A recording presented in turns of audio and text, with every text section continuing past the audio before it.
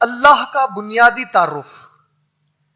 آپ لوگ سوچ رہے ہوں گے کہ اس عنوان کی آخر اہمیت کیا ہے. اللہ کا بنیادی تعارف، بھائی اللہ تو رب العالمین ہے، اللہ ہی کائنات کے اکیلے معبود ہے، اللہ کے سوا کوئی معبود ہے ہی نہیں، صرف عبادت اللہ کی کرنی چاہیے. یہ اللہ کا بنیادی تعارف سے مراد کیا ہے اور اس کی اہمیت کیا ہے؟ ایک بات جو ہم سب کے لیے ذہن نشین ہونی چاہیے وہ یہی ہے، اس پوری کائنات کو پیدا کرنے کا مقصد بعض وقت جس طرح ہمارے یہاں بعض لوگ ذکر کرتے ہیں کہ اس کو پیدا کیا گیا چونکہ اللہ چاہتے تھے محمد رسول اللہ صلی اللہ علیہ وسلم کو پیدا کرنا، یہ حد سے زیادہ بیہودی اور گھٹیا بات ہے، جس کا ذکر نہ قرآن کی کسی بھی آیت میں آیا ہے اور نہ ہی اللہ کے نبی محمد صلی اللہ علیہ وسلم نے کسی بھی اپنی حدیث میں بیان کیا ہے، نہ ہی کسی صحابی نے کبھی ایسی کسی بات کا ذکر کیا ہے، نہ ہی چار سب سے مشہور ائمہ نے، ابو حنیفہ رحمۃ اللہ علیہ، امام شافعی رحمۃ اللہ علیہ، امام مالک رحمۃ اللہ علیہ یا امام احمد بن حنبل رحمۃ اللہ علیہ نے اپنی کسی بھی کتاب یا فتووں میں اس کا ذکر کیا ہے، نہ ہی کسی اکابر عالم نے، ابن تیمیہ رحمۃ اللہ علیہ، ابن قیم رحمۃ اللہ علیہ، ابن حجر رحمۃ اللہ علیہ، ابن خلدون رحمۃ اللہ علیہ، ابن اسحاق یا ایسے اکابر، امام بخاری، امام مسلم، امام ترمذی، سنن ابو داؤد کے امام داؤد، ان میں سے کسی نے بھی اس بات کا ذکر نہیں کیا. یہ جملہ انتہائی گھٹیا اور ان پڑھ اور جاہل چند لوگوں کا خود کا گھڑا ہوا اور بنایا ہوا ہے کہ اللہ نے اس کائنات کو محمد رسول اللہ صلی اللہ علیہ وسلم کے لیے پیدا کیا. اس کو اتنا وزن دے کر بولنے کی وجہ کیا ہے؟ اس کی وجہ یہ ہے کہ اللہ نے اپنی قرآن میں جو مقصد بتایا اس مقصد کو مکمل طور پر چکنا چور کرنے کے برابر یہ جملہ ہے. اللہ نے سورہ ذاریات سورہ نمبر 51 سورہ نمبر 51 کی آیت نمبر 56 51واں سورہ آیت نمبر 56 میں فرمایا، میں نے تمام انسانوں کو اور جنوں کو، تمام انسانوں میں محمد رسول اللہ صلی اللہ علیہ وسلم خود شامل ہو گئے. میں نے تمام انسانوں کو اور تمام جنوں کو صرف اور صرف میری عبادت کے لیے پیدا کیا ہے. یعنی کہ خود اللہ کے نبی کو اللہ نے اپنی عبادت کے لیے پیدا کیا، نہ کہ کائنات کو اور ہم سب کو نبی کے لیے پیدا کیا. کائنات کو نبی کے لیے پیدا کرنے کا مطلب ہو گیا کہ آپ کو اور مجھے بھی نبی کے لیے پیدا کرنا. اور اللہ قرآن میں سورہ ذاریات کی آیت نمبر 56 میں کہتے ہیں، میں نے انسانوں اور جنوں کو، جب انسان کہتے ہیں تو اس سے مراد ہو گیا ہر وہ شخص جو آدم علیہ السلام سے لے کے قیامت تک پیدا ہونے والا ہے، اور انہی میں ہمارے پیارے نبی محمد رسول اللہ صلی اللہ علیہ وسلم بھی شامل ہو گئے. میں نے سب انسانوں اور جنوں کو، اور محمد صلی اللہ علیہ وسلم تو تمام کائنات کے رسول ہیں، ان سب کو میں نے صرف میری عبادت کے لیے پیدا کیا. اب مسئلہ یہ آتا ہے کہ اگر میں اللہ کو صحیح طریقے سے پہچانتا ہوں تو اس کے فوائد کیا ہیں، اور اللہ کو اگر نہیں پہچانتا ہوں تو اس کے نقصانات کیا ہیں. یہ کتنی ہی کم ظرفی والی بات ہے، یہ کتنی ہی ہماری طرف سے ناانصافی والی بات ہے، یہ کتنی ہی ہماری طرف سے جہالت والی بات ہے کہ جس کائنات کو اللہ نے پیدا کیا، جس اللہ نے آپ کو اور مجھے زندگی بخشی، جس اللہ نے آپ کو اور مجھے رزق عطا فرمایا، جس اللہ نے آپ کو اور مجھے صحت عطا فرمایا، بیماری اگر کبھی دی تو اس میں بھی اس کی رحمت شامل رکھی کہ ہمارے گناہوں کو معاف کر دے، اور پھر اسی نے ہم کو شفا عطا فرمائی. اور پھر جس اللہ نے آپ کو اور مجھے محمد صلی اللہ علیہ وسلم کا امتی بنا کر پیدا کیا، جس اللہ کی جنت میں ہم جانا چاہتے ہیں، جس اللہ کے جہنم سے ہم پناہ مانگتے ہیں، اس اللہ کے بارے میں بمشکل ہمیں سوائے اس کے نام کے اور کوئی دوسری چیز معلوم ہے، اور اگر اس کے نام کے علاوہ کچھ چیزیں معلوم ہے تو اس کی چند صفات جو ہم نے رٹ لیے ہیں بغیر محسوس کیے کہ وہ صفات کی اہمیت اور خاصیت کیا ہے. ہم اس اللہ کے بارے میں شاید ہی کوئی علم رکھتے ہیں, اور اس کا نقصان یہ ہوگا قیامت کے دن کہ انجانے طور پر چونکہ ہم اللہ تعالیٰ کو صحیح پہچانتے نہیں تھے, تو جس مقصد سے اللہ نے آپ کو اور مجھے پیدا کیا اور جس کی وجہ سے ہم کو اللہ سبحانہ و تعالیٰ نے دین اسلام پیدائش سے عطا فرمایا, اس مقصد پہ ہم کبھی اتر ہی نہیں سکتے. اور اس کا نتیجہ یہ نکلتا ہے کہ انجانے طور پر کبھی ہم اللہ کے نبی کریم صلی اللہ علیہ وسلم سے محبت میں وہ درجہ غلو کر جاتے ہیں جہاں انجانے طور پر شاید ہم اللہ کے نبی کو اللہ سے بھی آگے کر بیٹھتے ہیں. اللہ کو پہچاننا یہ ہر مسلمان کا بنیادی حق ہے, یہ ہر مسلمان مرد اور عورت پر فرض ہے. تو اپنے باپ کو نہ پہچانے تو انشاءاللہ قیامت میں کوئی گناہ نہیں ہوگا, لیکن پیدا کرنے والے رب کو نہ پہچانے تو برباد کر دیا جائے. اللہ کا یہ جو نام ہے اللہ, اس نام کے بارے میں سب سے پہلے واضح ہو جانا چاہیے کہ یہ نام اللہ کے نبی نے اللہ کے لیے نہیں چنا, یہ نام کسی نبی یا رسول نے اللہ کے لیے نہیں چنا. یہ نام مسلمانوں نے جمع ہو کر بیٹھ کر بھئی اللہ کے تمام صفات میں ہم کو یہ ذرا نام اچھا دکھ رہا لہذا ہم یہ اللہ پکاریں گے, اس کو ایسا نہیں ہوا. یہ نام خود اللہ نے اپنے لیے چنا ہے. اللہ تعالیٰ قرآن مجید میں سورہ طٰہٰ سورہ نمبر 20 کی آیت نمبر 14 میں کہتے ہیں اننی انا اللہ, بے شک میں تمہارا اللہ ہوں. اللہ کا معنی کیا ہے؟ ایک نام, ایسا نام کہ ایسا نام کسی اور کا کائنات میں ہو ہی نہیں سکتا. ال اور الہ یہ دو الگ الفاظ ہیں عربی زبان کے. ال اور الہ کو جب آپ جمع کر دیتے ہیں اس سے بنتا ہے اللہ. الہ ہمارے کلمے میں ہی لا الہ, لا الہ, الہ یہی الہ میں آپ نے ال لگایا, اللہ ہو گیا. الہ کا معنی ہے معبود. معبود کسے کہتے ہیں؟ وہ جس کی آپ عبادت کرتے ہیں. آپ عبادت کس کی کرتے ہیں؟ کس کی کرتے ہیں؟ مجھے معلوم تھا کہ آپ لوگ یہی جواب دو گے کیونکہ یہی رٹایا گیا ہے بچپن سے. کسی کی نہیں کرتے, نہیں لا میں آ گیا. وہ الہ میں کیا ہے؟ الہ کون ہے؟ عبادت. الہ معبود کو کہتے ہیں, معبود جس کی عبادت کی جاتی ہے. عبادت کس کی جاتی ہے؟ تو اگر آپ کبھی غور کریں گے اللہ تو آپ نے کہہ دیا کیونکہ ہم مسلمان پیدا کیے گئے. عیسائی سے پوچھیں گے تو وہ کیا بولے گا؟ ہندو سے پوچھیں گے, بدھ سے پوچھیں گے, یہودی سے پوچھیں گے, کا مطلب ہم جو جملہ ادا کر رہے ہیں بالکل اسی طرح کر رہے ہیں جیسے ایک عیسائی عیسیٰ علیہ السلام کا نام لے لیتا. ورشپ کس کی کرتے؟ کس کی ورشپ کرتے آپ؟ گاڈ کی بولتا انہیں. تو جب وہ گاڈ کی بولا تو اس کے پاس گاڈ کا جو تصور ہے اتنا ہی ایکویویلنٹ, اسی کے مماثل تصور اللہ کا ہمارے پاس ہے.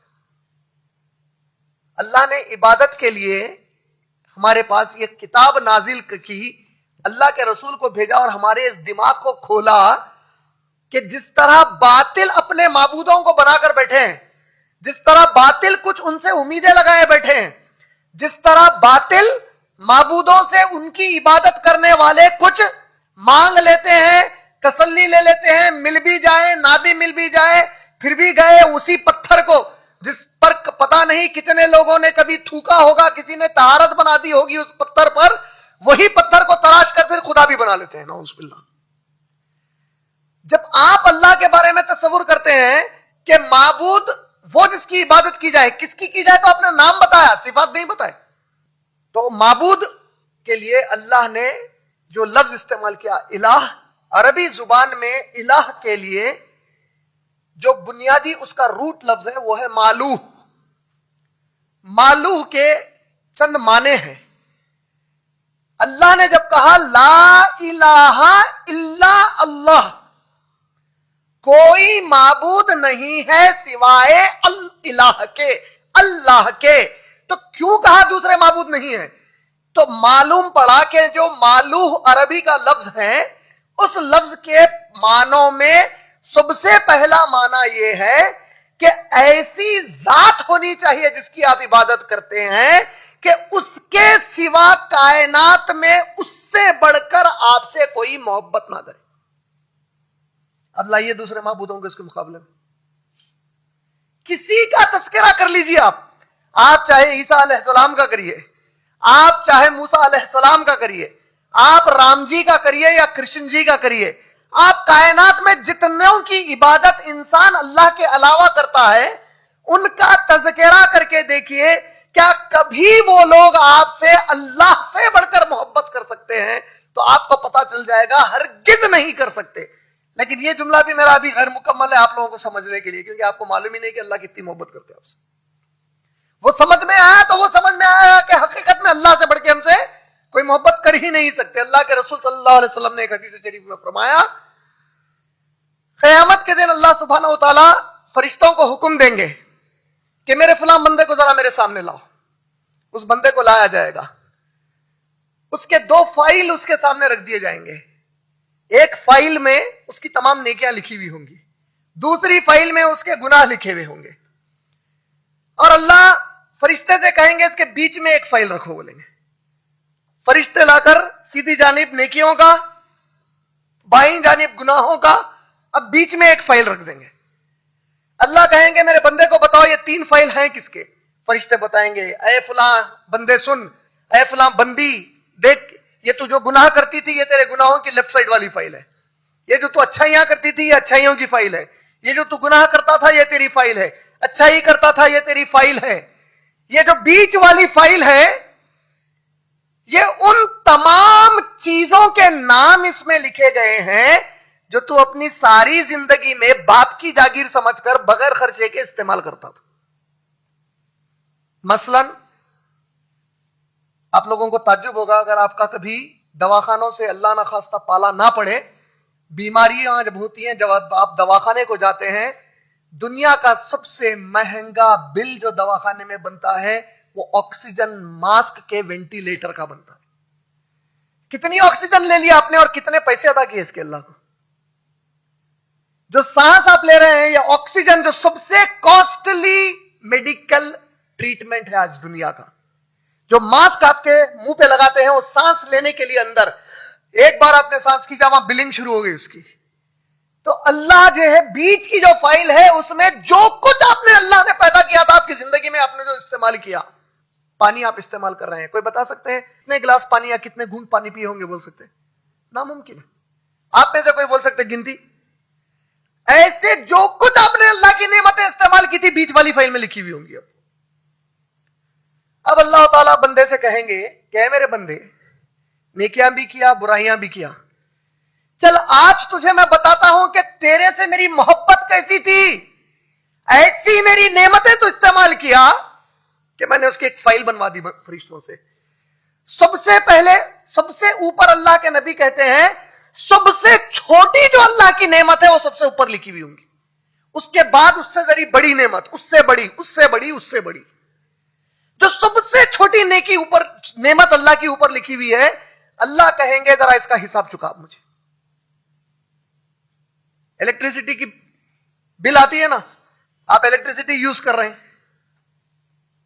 اب یہ الیکٹریسٹی 1 مہینے کے بعد ڈپارٹمنٹ بل دیا, آپ بل نہیں بھرے, کیا ہوا؟ Electricity disconnect. اب اللہ کہیں گے ٹھیک ہے میرے بندے, ساری زندگی تو میرے چیزوں کو کھایا پیا استعمال کیا اور اس طرح استعمال کیا جیسا کہ تیرا حق تھا اس کے اوپر, اب ذرا بلنگ کر میرے کو. بندہ بولے گا اے اللہ, یا بندی بولے گی اے میرے اللہ کیا دیں گے, آج ہمارے پاس کچھ ہے ہی نہیں.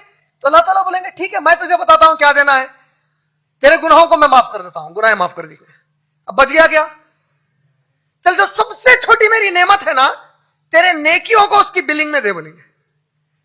اللہ کے رسول صلی اللہ علیہ وسلم فرماتے ہیں اللہ کی قسم ہے ساری نیکیاں ختم ہو جائیں گی بندے کی, لیکن سب سے چھوٹی نعمت کا وہ اللہ کو حق نہیں دے سکتا. یہ پانی جو آپ کے لیے اللہ نے میسر کیا ہے, کبھی غور کیے کتنا پانی ہم بہا دیتے ہیں ہماری زندگی میں, کتنی سانس ہم لیتے ہیں. اب آپ تصور کریے, ہے کوئی اللہ سے بڑھ کے محبت کرنے والا؟ پانی پیدا ہی کون کر سکتا؟ ہوا کون پیدا کر سکتا؟ ارے وہ پیدا کر کے تم کو کوئی عطا کرے تو سمجھ میں آتی بات. یہ رب کائنات عطا کرتا ہی جا رہا ہے. یہاں تک کہ بندے اللہ کو گالی دیتے ہیں تب بھی رزق دیتا ہے. المالو اس کی پہلی صفت ہے. کائنات میں کسی اور معبود کا تصور لا لو جس کی لوگ عبادت کرتے ہیں, ایسی محبت کہ بندہ گالی دیتا ہے, بندہ شرک کرتا ہے, بندہ اللہ کو نہیں مانتا, کہتا ہے اللہ ہے ہی نہیں, اللہ کون ہے, نعوذ باللہ غلط استعمال کرتا ہے الفاظ, لیکن اللہ پھر بھی اپنی نعمتیں دیتا چلا جاتا ہے اس کو. یہ جو محبت, ایسی محبت, اس سے عظیم محبت, یہ جو محبت کرنے والی ذات ہے, کیسے کیسے نیکیاں رکھی اللہ تعالیٰ معلوم ہے. شیطان بولا ہے اللہ تعالیٰ آپ کے بندوں کو تو میں میرے ساتھ جہنم میں کھینچوں گا ہی کھینچوں گا. بولے اللہ تعالیٰ بولے کہ میرا بندہ گناہ کیا, بہت کیا, کرتا چلا گیا, کرتا چلا گیا, کرتا چلا گیا, یہاں تک کہ موت قریب آ گئی,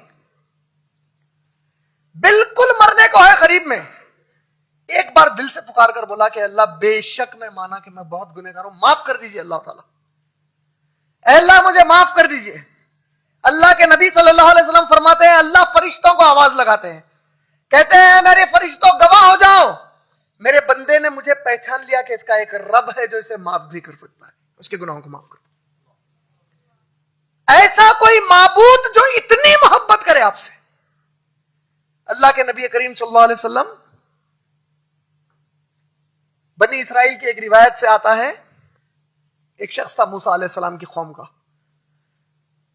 بہت بڑا گنہگار تھا, بہت بڑا ظالم تھا, بہت بڑا عیاش تھا. موسیٰ علیہ السلام کی قوم والوں نے اسے تڑی پار کر دیا, بولے نکال کے پھینکو اس کو ہمارے علاقے سے, یہ سارے علاقے میں گند کر رہا ہے, سب کو برباد کر رہا ہے. اسے نکال کر باہر پھینک دیا گیا. جب اسے باہر پھینک دیا گیا تو لوگوں کو پتہ ہی نہیں تھا کہ وہ کہاں ہے.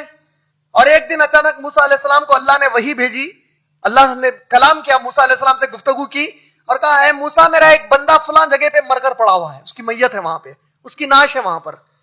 اے موسیٰ آپ کی قوم سے کہو آج جو بھی اس کی نماز جنازہ پڑھیں گے ہم ان سب کی مغفرت کر دیں گے. آج موسیٰ علیہ السلام نے اعلان کیا کہ قوم اللہ کا حکم آیا ہے, جو آج اس بندے کی نماز جنازہ پڑھیں گے آج ان سب کی مغفرت ہے. بنی اسرائیل کی قوم بولی یا اللہ اے موسیٰ وہ کون بندہ ہے جو اتنا نیک, ہم سب کی مغفرت ہو جائے گی آج صرف نماز جنازہ پڑھنے سے. تو بولے ہاں ہمارے پاس بھی ایسی قوم ہے, آج پھکٹ کے چیزیں جلدی ہونا ہے ہمارے کو. ارے یہ ایک بار پڑھ لیے تو اتنا ثواب, ایک بار اتنا پڑھ لیے بس اللہ تعالیٰ یہ کر دیتے, باقی پوری زندگی اللہ کے خلاف رہیں گا. تو ویسی شارٹ کٹ والی قوم تھی وہ بھی. بولے چلیے موسیٰ علیہ السلام لے کے گئے اس جگہ پہ جہاں پہ اللہ تعالیٰ بولے کہ بندہ پڑا ہوا ہے. وہاں جاتے ہیں لوگ رک گئے. بولے موسیٰ علیہ السلام ذرا اللہ تعالیٰ سے واپس کلام تو کریے, آپ بات تو کیجیے, اللہ تعالیٰ سے درخواست تو کیجیے, ایڈریس صحیح ہے یا غلط ایڈریس پہ آ گئے آپ کچھ. بولے کیا بات ہے؟ بولے موسیٰ علیہ السلام یہ وہی تو کمبخت ہے جس کو ہم مار کر نکال دیے تھے ہمارے علاقے سے, جس کو نکال کر باہر کیے تھے ہمارے علاقے سے. یہ تو عیاش نمبر 1 تھا, یہ تو سب کو خراب کر رہا تھا, سب کو برباد کر رہا تھا, مار کے دھکے دے کے نکال دیے تھے, تڑی پار کر دیے تھے, اس کو پی ڈی ایکٹ لگا دیے تھے اس کے اوپر ہم لوگ. بولے گنڈا تھا تو نکال کے پھینک دیے. بولے موسیٰ علیہ السلام پلٹ کر بولے اللہ یہ کیا ماجرا ہے؟ اللہ تعالیٰ بولے موسیٰ وہی بندہ ہے, بالکل صحیح کہہ رہے ہیں, تب بھی میں مغفرت کروں گا تم میں سے جو آج اس کی نماز جنازہ پڑھے. حکم تھا, نماز جنازہ ادا ہو گئی. اب اللہ سے موسیٰ علیہ السلام نے دریافت کیا کہ اے اللہ یہ کیا ماجرا ہے, ذرا بتا بھی دیجئے. اللہ نے کہا اے موسیٰ جب اس کی قوم والوں نے اسے یہاں سے نکال دیا, وہ تنہائی میں رہتا, اور تنہائی مطلب اکیلے میں رہتا, اکیلے پن میں جو گناہ کر سکتا تھا تب بھی گناہ کرتا, اتنا نافرمان تھا ہمارا کہ تب بھی گناہ کرتا. اور جتنا وقت اس کے مقدر میں ہم نے لکھا تھا وہ نکلتا گیا, یہاں تک کہ ہم نے اس کے اوپر ایک بیماری ڈالی. بولے اور اس بیماری کی حالت میں وہ بیڈ ریڈن ہو گیا, بستر پر پڑ گیا, تب بھی ہم کو کبھی نہیں پکارتا تھا. پھر ایک دن اس نے ہمیں پکارنا شروع کیا, بولا اے اللہ یقیناً میں بڑا ظالم ہوں, اے اللہ میں بہت بڑا گنہگار ہوں, مجھ سے بڑا گنہگار کائنات میں کوئی بھی نہیں, اے اللہ سب سے بڑا اس کائنات میں اگر کوئی آپ کا نافرمان ہے میرے اللہ وہ میں ہی ہوں. اب اس نے اللہ کو پکارنا شروع کیا, یہاں تک کہ اس نے کہا اے اللہ آپ اپنے اس بندے کو اگر سزا دیں گے تو کیا آپ کے شان میں کوئی اضافہ ہو جائے گا, اور آپ اپنے اس گنہگار بندے کو معاف کر دیں گے تو کیا آپ کے شان میں کمی آ جائے گی. اے اللہ مجھے معاف کر دیجئے کیونکہ آپ غفور الرحیم ہے. اے موسیٰ بندہ اتنی تڑپ اور اخلاص سے پکارتا مگر تھا بڑا کنجوس. بولے اللہ تعالیٰ کیا بولے, اللہ تعالیٰ بولے بندہ بڑا کنجوس تھا, اے موسیٰ اگر آج میرا یہ بندہ کہتا قیامت تک آنے والے مسلمانوں کی مغفرت کر دو تو میں ان کی مغفرت کر دیتا. ایسا کوئی معبود بتاؤ آپ جو آپ کو اتنی محبت کرنے والا ہو, اتنی محبت کہ اتنے گنہگار کو اکیلے کو معافی نہیں کر رہے ہیں اللہ تعالیٰ, ایسی محبت اس بندے سے کر رہے ہیں کہ بندہ باقی سب کی مغفرت کے لیے دعا مانگتا تو قبول کرتا ہو. الہ کا معنی سب سے پہلا یہی ہوتا, اس پہلے ہی معنی میں کوئی بھی فٹ نہیں ہو سکتے سوائے اللہ کے. الہ کا دوسرا معنی, ساری کائنات میں جو معبود ہوتا اس کو کسی کی بھی ضرورت نہیں ہوتی. اللہ کو ہم میں سے کسی کی ضرورت ہے, اللہ کو اللہ کے رسول کی ضرورت ہے محمد صلی اللہ علیہ وسلم کی, اللہ کو کسی اور نبی کی اور رسول کی ضرورت ہے. الصمد بولے اللہ تعالیٰ اپنے آپ کو قرآن میں. الصمد کا معنی کیا ہے؟ ایسی ذات مبارک جس کو کائنات میں کسی کی ضرورت نہیں ہے. لیکن یہ الصمد کے معنی نہیں ہوتے. الصمد جس کو کسی کی ضرورت نہیں ہے, اس کے علاوہ جو کوئی ہے سب کو اس کی ضرورت ہے. محمد رسول اللہ صلی اللہ علیہ وسلم ہے تو اللہ کی ضرورت ہے, موسیٰ علیہ السلام ہے تو اللہ کی ضرورت ہے, آدم علیہ السلام ہے تو اللہ کی ضرورت ہے, جبرائیل میکائیل اسرافیل ملک الموت ہے تو ان کو اللہ کی ضرورت ہے, عرش ہے تو اللہ کی ضرورت ہے, اب آپ میں ہیں تو اللہ کی ضرورت, کائنات کے ہر ذرے کو اللہ کی ضرورت ہے, ابلیس کو بھی اللہ کی ضرورت ہے. لیکن اللہ الصمد کا معنی وہ جسے کسی کی ضرورت نہیں ہے, یہ الہ کے دوسرے معنی میں گیا. اب ایسا معبود بتاؤ کوئی ہو سکتا؟ جتنوں کی یہ عبادت کرتے وہ تو کھاتے تھے پیتے تھے, کھانا پینا کا مطلب ان کو ضرورت پڑ گئی اپنی زندگی میں کسی چیز کی, اللہ کھاتے. اللہ تعالیٰ موسیٰ علیہ السلام اپنی قوم کو کیا بولے, فرعون کو کیا بولے؟ سورہ انعام سورہ نمبر 6 کی آیت نمبر 14 میں موسیٰ علیہ السلام کہتے ہیں میرا رب تو وہ ہے جو کبھی نہ کھاتا ہے نہ غلطی کرتا ہے. بولے نہ غلطی ہوتی ہے اللہ تعالیٰ سے, نہ اللہ کو کھانے کی ضرورت ہے. اللہ تعالیٰ سورہ مائدہ سورہ نمبر 5 کی آیت نمبر 75 میں اپنی صفت معبود بتائے. کیا بولے؟ جو لوگ عیسیٰ علیہ السلام اور مریم علیہ السلام کی عبادت کرتے ہیں ان کو مخاطب ہو کے بولے مل مسیح ابن مریم اللہ رسول, مسیح عیسیٰ مسیح کچھ نہیں ہے سوائے اس کے کہ ایک رسول ہیں, قد خلت من قبلہ الرسل, ان سے پہلے بہت سارے ایسے رسول گزر چکے ہیں. وَأُمُّهُ صِدِّیقَةٌ, اور ان کی جو والدہ ہے مریم علیہ السلام وہ ایک بڑی سچی عورت ہے, نیک عورت ہے, پاک دامن عورت ہے. وَأُمُّهُ صِدِّیقَةٌ. اب اللہ تعالیٰ کیسی بات کر رہے ہیں دیکھو آپ, قرآن میں یہ تو ہدایت کی کتاب ہے, یہ تو اللہ کی کتاب, اللہ کا کلام, یہ بھی کوئی بتانے والی بات ہے.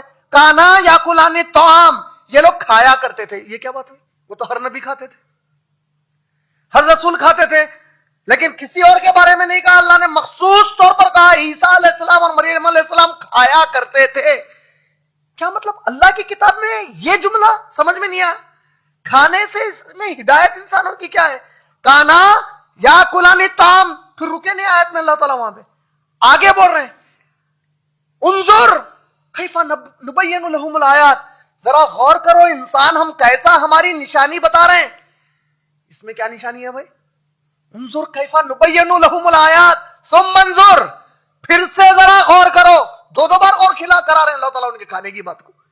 کیا بولے مل مسیح ابن مریم اللہ رسول, مسیح ابن مریم نہیں ہے سوائے ایک رسول کے, قد خلت من قبلہ الرسل, بہت سارے رسول ان سے پہلے گزر چکے ہیں. وَأُمُّهُ صِدِّیقَةٌ, ان کی ماں ایک بڑی سچی عورت تھی. کانا یاکلان الطعام, لیکن وہ لوگ کھایا کرتے تھے, کھانا کھایا کرتے تھے. انظر کیف نبین لہم الآیات, ذرا غور تو کرو کہ ہم ہماری نشانیوں کو کیسے کھول کر بیان کر رہے ہیں. ثم انظر, پھر ایک بار غور کرو ذرا. انا یوفکون, کہاں بھٹکے جا رہے ہو؟ اتنی بات سمجھ میں نہیں آ رہی. جس کو کھانا پڑتا ہے اگر اسے کھانا نہ دیا جائے تو وہ مر جاتا, جو مر جاتا وہ اللہ نہیں ہو سکتا. کھانے کے بغیر انسان زندہ رہتا. دوسرا معنی معبود کا کیا ہوا؟ وہ جس کو کسی کی ضرورت نہیں ہے لیکن جتنی اس کی مخلوق ہے ضرورت پڑنے پر صرف اس کے پاس آخری میں بھاگتی جا کے. مجھے کوئی چیز کی ضرورت پڑ گئی, شدت کی ضرورت پڑی, اگر میرے میں توحید پوری مکمل اتری ہوئی نہیں ہے تو میں ان کے پاس جاؤں گا, ان کے پاس جاؤں گا, ان کے پاس جاؤں گا. بیمار ہو گیا ایک شخص, کبھی غور کریے, یہ تو بہت پیاری مثال ہے. ایک شخص بیمار ہو گیا, سخت بیماری میں آ گیا. بل گیٹس, کتنا پیسہ ہے اس کے پاس, آپ لوگ جانتے ہیں نا بل گیٹس دنیا کا سب سے امیر آدمی ہے. اس کے پاس بل گیٹس کا اتنا پیسہ ہے, کوئی دواخانے ہے, کوئی علاج کرانے کی کمی ہو سکتی, انہیں اپنے گھر کے اندر پورے ایک دواخانے کا اسٹاف لا لے کے علاج کروا لے سکتا. کئی مرتبہ ایسا ہوتا کہ دنیا کا امیر ترین آدمی بستر پہ آ جاتا بیمار ہو کے, اچھے سے اچھے ڈاکٹر کو کھڑا کر دیتے. اس کے رشتہ دار, ڈاکٹر صاحب ذرا دیکھیے, ڈاکٹر صاحب ذرا دیکھیے, آپ دنیا کے سب سے اچھے ڈاکٹر صاحب ہیں. کئی بار ڈاکٹر صاحب جو دنیا کے سب سے اچھے رہتے آخری میں ایک جملہ بولتے, میں تو کوشش کر رہا ہوں, باقی کا وہاں ہے. کیا سمجھے؟ جس کو آپ شفا کے لیے پکار رہے ہیں, جس سے امید لگائے کہ انہیں علاج کر کے ٹھیک کرتا, جس کے اوپر آپ اپنا یقین باندھے ہوئے کہ انہیں اب میری حیات بچاتا, انہیں بھی بول دیا میں نہیں کر سکتا, ارے پلٹ وہاں پہ بولتا ہوں. معبود کیسا ہونا چاہیے؟ ایسا کہ جب ضرورت پڑنے پر سب لوگ تھک تھکا کے آخری میں کہا آنا, صرف اس کے پاس آنا, پوری کائنات کہا جاتی. بتاؤ کوئی اور معبود ہے ایسا؟ الہ میں ہی اتنے مانے ہیں تو اللہ میں کتنے ہوں گے؟ تو اللہ تعالیٰ انسان کو سکھا رہے ہیں لا الہ. اس کے تو اور کئی مانے ہیں, وقت اجازت نہیں دے رہا, اور 3 مانے ہیں اس کے. لا الہ, کوئی معبود نہیں ہے الا اللہ, سوائے اللہ کے. تم کس کو معبود بنا لیا اپنا؟ کس کی عبادت کر رہے ہیں؟ پتھر کی. ہاتھی اتنا بڑا دکھ گیا تو انہیں تمہارا آج خدا بن گیا. کل سورج کو دیکھیں گے, پرسوں چاند کو دیکھیں گے, پھر کائنات کو دیکھیں گے, تو کتنے خدا بناتے پھریں گے اپنے. اور انسان کس حد تک پاگل گر جاتا معلوم ہے؟ جب شرک کرتا تو اللہ تعالیٰ شرک کرنے والے انسان کی 2 مثالیں بیان کی ہیں. ایک مثال میں بولے جو انسان شرک کرتا ہے اس کی مثال اس کتے کی طرح ہے جو زبان لٹکا کر پھرتا ہے. پانی پینے پر بھی زبان لٹکاتا ہے, پانی نہ ملنے پر بھی زبان لٹکاتا ہے. پیاس بھی لگی تو بھی لٹکاتا, پیاس نہیں بھی لگی تب بھی لٹکاتا. مطلب یہ مشرک اتنا گیا گزرا اور بھٹکا ہوا ہے کہ زمین کی چیزوں کی لالچ میں خالی کتے کی طرح زبان لٹکا لیتے پھرتا, اللہ کو بھول کے بیٹھا ہوا ہے. جس کو چاہے اس کو معبود بنا لیتا دنیا کا کچھ فائدہ نکالنے کے لیے. اور دوسری بات اللہ تعالیٰ کیا بولے؟ اللہ کی نظر میں بدترین مخلوق وہ ہے جو اللہ کی ذات میں شرک کرتے ہیں. اس کی تفسیر میں آتا ہے اللہ کی نظر میں اللہ تعالیٰ کیا بولے؟ بدترین مخلوق بولے, یعنی اللہ کی نظر میں شرک کرنے والا انسان ابلیس سے بھی زیادہ گندا ہے. ابلیس بھی اللہ کی مخلوق ہے, اللہ ہی نے پیدا کیا. اللہ کہہ رہے ہیں شرک کرنے والا میری نظر میں بدترین, ابلیس سے بھی گندا ہے اللہ کی نظر میں. اتنا بڑا گناہ ہے اللہ کی نظر میں شرک کرنا اللہ کو چھوڑ کر. تو یہ جو اللہ ہے لا الہ الا اللہ, یہ اللہ کی چند طریقوں سے پہچان ہے ہمارے پاس جو اللہ تعالیٰ کے کتاب سے, قرآن مجید سے اور محمد صلی اللہ علیہ وسلم کی احادیث سے ملتی ہیں. ان کو ہمارے اندر یقین کے ساتھ بٹھانا لازم ہے. توکل علی اللہ کا معنی کیا ہوا؟ اب آپ لوگ بول سکتے ہیں اللہ پر بھروسہ کرنا. بھروسے کا معنی اردو میں اور عربی میں جو آتا ہے, یا توکل جس کو بولتے ہیں, کیا معنی ہوتا بھروسے کا؟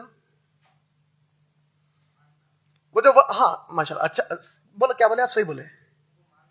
ماننا. ماننے کا مطلب یہ ہے, میں مثال دے دیتا ہوں. توکل جو ورڈ ہے نا, وکلا, وکلا سے ہی وکیل ہے آپ کا. جو وکیل رہتا نا کورٹ میں, اس کو آپ وکیل کیوں بول رہے ہیں؟ آپ اپنا پورا معاملہ اس کے اوپر بھروسہ کر کے حوالے کر دیے. آپ کو اب انہیں کس طرح اس کو ڈیل کرنے والا ہے, کیا پیترا چلنے والا ہے, کیسا آپ کو بچا کے نکالنے والا ہے, آپ کو پورا اندازہ رہتا؟ کچھ بھی اندازہ ہی نہیں رہتا. اگر آپ کے پاس وکیل کی اتنی پڑھائی آ جائے تو آپ وکیل رکھتے کیوں؟ خود کا کیس خود لڑ لیتے. صحیح ہے کہ غلط؟ مطلب یہ ہوا کہ جس پر بھروسہ کیا جاتا اس پر بھروسے کا مطلب یہ ہے کہ تیرا دماغ جب سمجھ ہی نہ سکے کہ کیسا ہونے والا ہے, وہاں سے بھروسہ شروع ہوتا. جب تک تیرے دماغ میں کوئی چیز سمجھ میں آ رہی تو اصل بھروسہ نہیں کر رہا. وہ تو سوچ رہا میں ایسا بھی کر سکتا ہوں, تو مطلب یہ تو تیری سوچ ہے. بھروسے کے لیے تیری سوچ بند ہو جانا, اب وہاں پہ بھروسہ اللہ کے اوپر کرنا لازم ہو جاتا. وہاں سے اللہ اپنی مدد دکھاتے. وہ جو بھروسہ ہے, توکل علی اللہ کا معاملہ ہے, یہ جب تک ہم لوگ اللہ کے اوپر توکل نہیں کرے, ہم کو اللہ کی مدد کیسے آتی سمجھ میں نہیں آ سکتا. اللہ کی مدد آنے کے لیے اللہ پر توکل ہونا لازمی ہے. اب دیکھیے اس کی ایک مثال لیتے ہیں. ابو بکر صدیق رضی اللہ تعالیٰ عنہ اور محمد صلی اللہ علیہ وسلم ہجرت کر رہے ہیں. ایک غار کے ایک چھوٹے سے گڑھے میں کچھ دیر کے لیے چھپ گئے. آ کر اوپر چڑھ گیا دشمن, صرف نیچے دیکھنا باقی ہے. یہاں تک کہ سورہ توبہ میں اللہ تعالیٰ خود وہ کیفیت بیان کر دی. ابو بکر صدیق رضی اللہ تعالیٰ عنہ ہیبت کھا گئے, بولے اے اللہ کے نبی, یہ دشمن اوپر آ گیا. تو اللہ کے نبی صلی اللہ علیہ وسلم نے جواب دیا, ان اللہ معنا, فکر مت کرو ابو بکر, اللہ ہمارے ساتھ. جو غیر سنی ہے وہ مذاق اڑاتے. ابو بکر صدیق رضی اللہ تعالیٰ کے اس واقعے کو علی رضی اللہ تعالیٰ عنہ سے کمپیئر کر کے بتاتے ہیں. بولتے ہیں دیکھو جب اللہ کے نبی صلی اللہ علیہ وسلم ہجرت کر رہے تھے, دیکھیں دونوں کے توکل میں اللہ کے اوپر فرق. علی رضی اللہ تعالیٰ عنہ اور ابو بکر صدیق کے. علی رضی اللہ تعالیٰ عنہ کو نبی صلی اللہ علیہ وسلم اپنے بستر پر لٹا کر بولے, اے علی ابن طالب, کل یہ لوگوں کی جو امانتیں ہیں سب میں واپس کر کے لوٹ کے آنا. علی رضی اللہ تعالیٰ عنہ بستر پر سو گئے, اور علی رضی اللہ تعالیٰ عنہ بعد میں بیان کرتے ہیں اللہ کی قسم اس سے اچھی نیند میں کبھی بھی نہیں سویا. بولے لوگ پوچھے تمہیں ڈر نہیں ہوا؟ بولے نبی نے اپنے جملے میں کہا تھا اے علی واپس کر کے آ جانا میرے پاس, مجھے یقین تھا کہ میں بچ کر جانے والا ہوں. نبی کے جملے پہ سمجھے. ابو بکر صدیق رضی اللہ تعالیٰ عنہ جب یہ جملہ بولے تو اس کی تفسیر میں آتا اللہ کے رسول نے جب کہا ان اللہ معنا, تو ابو بکر صدیق رضی اللہ عنہ نے کہا اے اللہ کے رسول, اللہ کی قسم ہے ابو بکر اور اس کے ماں باپ اوپر سے قربان ہو جائے, ابو بکر اس کی جان کے لیے نہیں ڈرتا, لیکن ابو بکر کی موجودگی میں اس کے رسول کے بال پر بھی خراش آ جائے ابو بکر برداشت نہیں کر سکتا. آپ کے لیے فکر مند ہوں صلی اللہ علیہ وسلم کے لیے. بھروسے کا مطلب بتانا چاہ رہا ہوں, مگر اصل واقعے میں وہ دشمن اوپر ہے, صرف نیچے دیکھنا باقی ہے, اور ہمارے رسول اتنے اطمینان سے جواب دے رہے ہیں ان اللہ مان, اللہ ہمارے ساتھ ہے, کچھ نہیں ہوتا. یہ جو توکل والا معاملہ اللہ کے ساتھ ہونا چاہیے, اس کو جب آپ محسوس کریں گے تو اللہ کی عبادت کا اصل مزہ اور اللہ کا تعارف آپ کے دل میں آنا شروع ہوتا. جب کچھ نہیں ہے تب دیکھو کہ اللہ تعالیٰ آپ کے لیے راستے بنا کر کیسا دیتے ہیں.